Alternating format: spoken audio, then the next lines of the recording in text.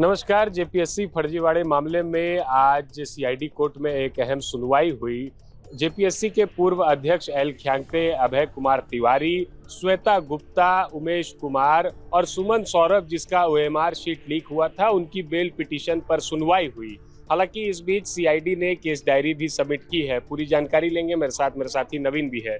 नवीन, आज कोर्ट में क्या कुछ हुआ, सुनवाई हुई, अब आगे और क्या कुछ डेट तारीख निकल के सामने आया है? देखिए, जेपीएससी मामले को लेकर के दो तीन तरह से सुनवाई हो रही है। एक तो सीआईडी ने जांच किया, हाई कोर्ट में एक मामला चल रहा है, दूसरा सुप्रीम कोर्ट में जो है इसी जेपीएससी से जुड़ा हुआ मामला चल रहा है, और तीसरे मामले की बात इसलिए कर रहे हैं कि आप लोग के लिए जानना इसलिए ज़रूरी है कि जेपीएससी के जो अभियुक्त जिनको सीआईडी ने बनाया, जिनकी गिरफ्तारी सीआईडी ने की थी, आज वो 5 जिनका नाम आपने जिक्र किया, एल ख्यांगते समेत जो 5 लोग शामिल है, श्वेता गुप्ता उसमें, अभय तिवारी समेत 5 लोग, सौरभ सुमन जिनका ओएमआर शीट जो है वो लीक हुआ था, ये तमाम लोगों की तरफ से एक बेल पिटीशन कोर्ट में दायर किया गया था। उसी बेल पिटीशन पर सुनवाई के दौरान, चूंकि ये सुनवाई अपर न्यायिक योगेश कुमार की कोर्ट में सुनवाई हुई, और इसमें आपको मैं बता दूं कि लगभग 1000 पन्नों का जो केस डायरी है वो सीआईडी ने कोर्ट में सबमिट किया है।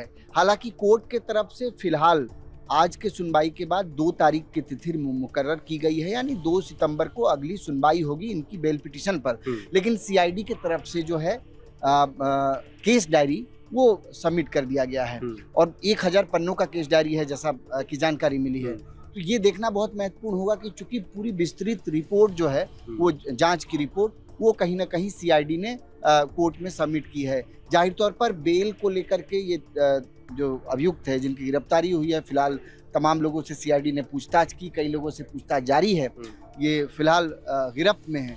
तो जाहिर तौर पर बेल को लेकर के चूंकि सबको अधिकार है कोर्ट आने का, तो जाहिर तौर पर ये बेल के लिए इसी पिटीशन पर सुनवाई हुई थी। यहाँ से सबसे महत्वपूर्ण पहलू ये हो जाएगा कि बड़ा सवाल ये है कि बेल के लिए तमाम अभियुक्तों ने अप्लाई किया, कोर्ट ने 2 सितंबर का समय दिया है, लेकिन इसके बाद देखना महत्वपूर्ण होगा कि जो सीआईडी के तरफ से जो केस डायरी सबमिट किया गया है कोर्ट को, उस केस डायरी में चूंकि डिटेल्स 1000 पन्नों की केस डायरी है, तो आप समझ सकते हैं कि सीआईडी ने अब तक की जो कार्रवाई उन्होंने की है और जांच में जो पुख्ता सबूत, जो कागजात सीआईडी ने जुटाए हैं, उसी आधार पर सीआईडी ने अपना पक्ष रखा है।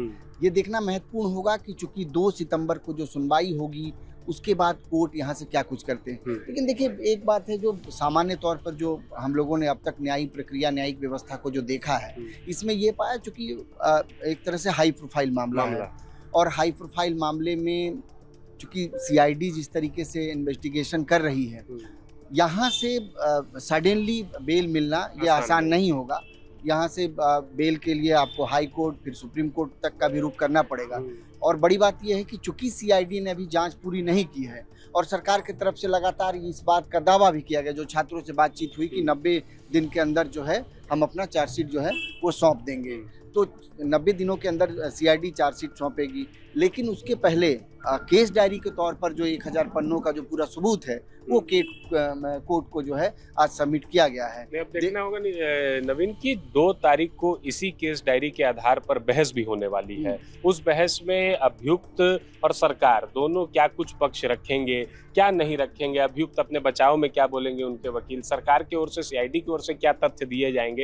हालांकि आपने कहा कि ये जो हाई प्रोफाइल केस है, न्यायिक प्रक्रिया आसान नहीं है इसमें बेल मिलना। हमने कई मामले देखे हैं, विनय चौबे के मामले में भी हमने देखा है कि सुप्रीम कोर्ट तक का दरवाजा उनको खटखटाना पड़ा। हो सकता है एल ख्यांगते को भी ऊपरी अदालत में जाना ही होगा इस मामले में। देखिए, पूरे मामले को अगर सब समझेंगे तो ये 14वीं जेपीएससी सिविल सेवा परीक्षा और इसके अलावा हालांकि जेएसएससी इससे कनेक्टेड नहीं है, इससे जुड़ा हुआ नहीं, लेकिन सीआईडी चूंकि दोनों पहलू को जोड़ करके देख रही, क्योंकि अभय तिवारी का नाम उसमें शामिल है, और अभय तिवारी का कनेक्शन टीडीपीएल से है। टीडीपीएल का जो इंटरफेरेंस है वो जेएसएससी में भी था और जेपीएससी में, जेएसएससी से तो ब्लैकलिस्टेड थी। तो जो अभय तिवारी का जो कनेक्शन है वो जेएसएससी और जेपीएससी दोनों से जोड़ करके सीआईडी देख रही है, और उन्हीं तमाम चीज़ों को खंगाल रही है।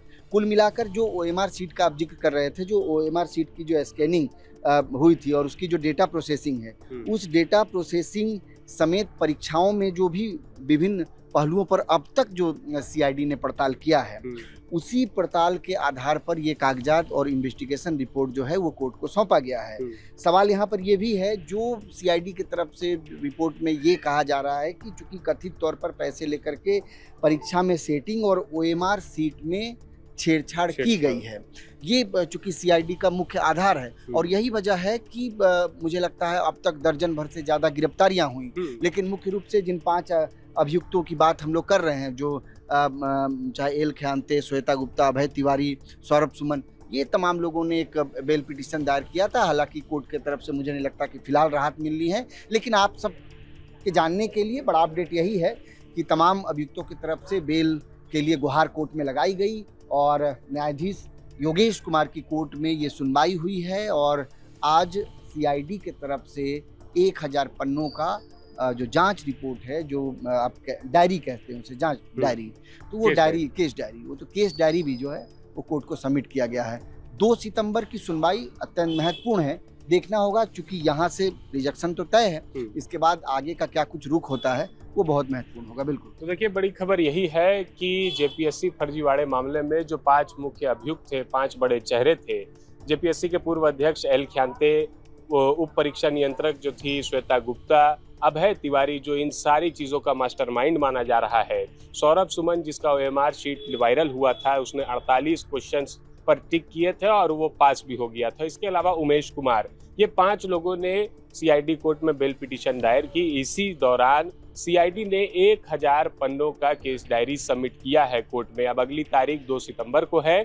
और इसके अलावा अगर बात करें तो हाईकोर्ट में भी कुछ मामले चल रहे हैं। हाईकोर्ट में 15 सितंबर की तारीख तय की गई है 11 to 13 जेपीएससी और एफएसओ के लिए।